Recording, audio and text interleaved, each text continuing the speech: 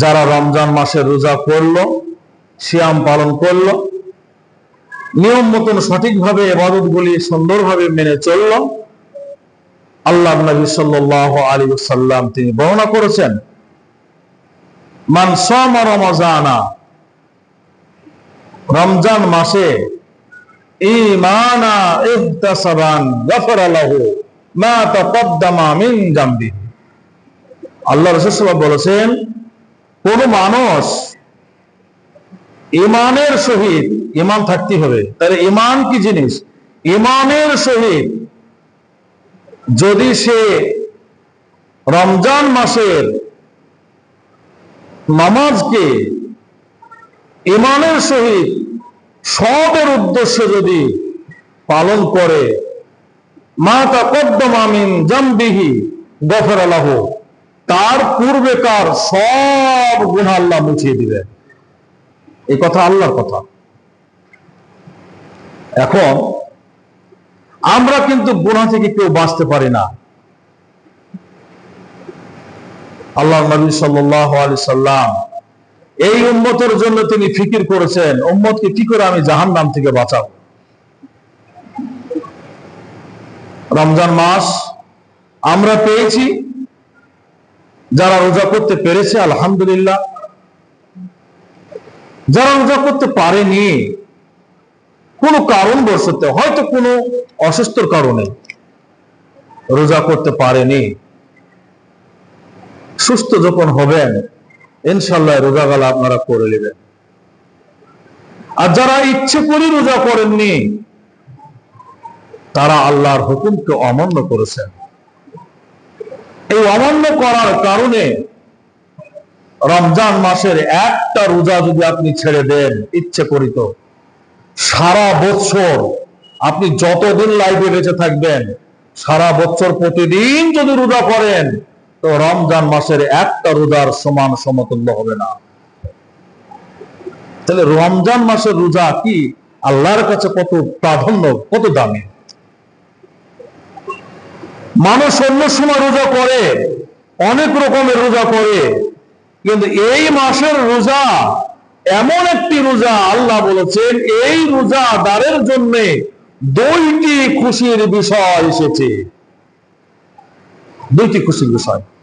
এক নম্বর খুশির বিষয় হলো তাদের এই দুনিয়াতে, আর দুই নম্বর খুশির বিষয় হলো যেদিন তারা পরকালে হাজির হবে আমার নিকটে, ডাইরেক্ট আমার সঙ্গে তাদের সাক্ষাৎ হবে, আর তার প্রতিদান আমি নিজ হাতে তাদেরকে দিব, এবং কি করব? বিনা হিসাবে জান্নাতে তাদেরকে প্রবেশ করাবো।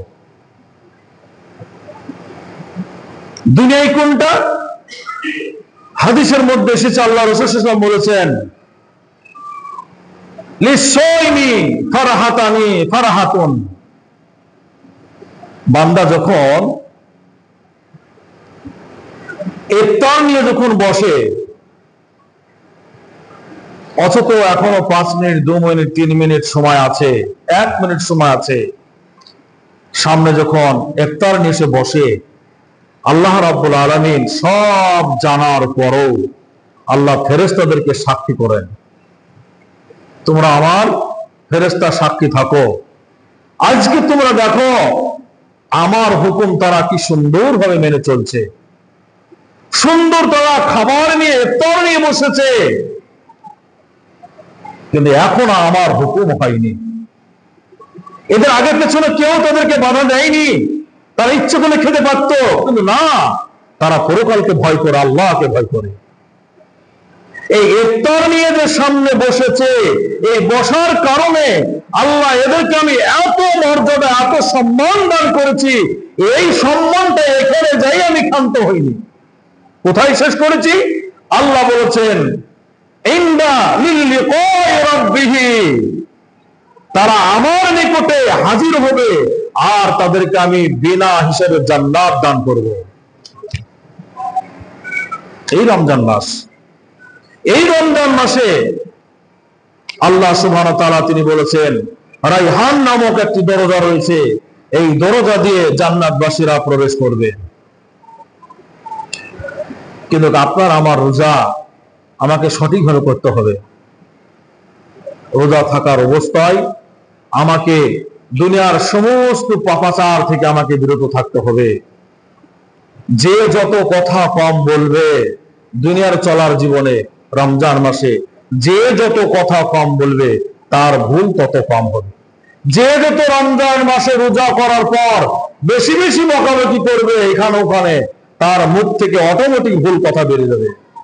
আর ভুল হলেই রোজার ঘাটতি হবে, রোজা কমজোরি হবে। আমরা একটু চিন্তা ভাবনা করে চলবো ইনশাআল্লাহ, যে কদিন রোজার মাস বিশেষ করে চলবে। এই রমজান মাস সিয়াম সাধনার মাস, খুব গুরুত্বপূর্ণ ইবাদত আজকে আমরা পেয়েছি। আমাদের কাছ থেকে মেহমান স্বরূপ আছে, আবার আমাদের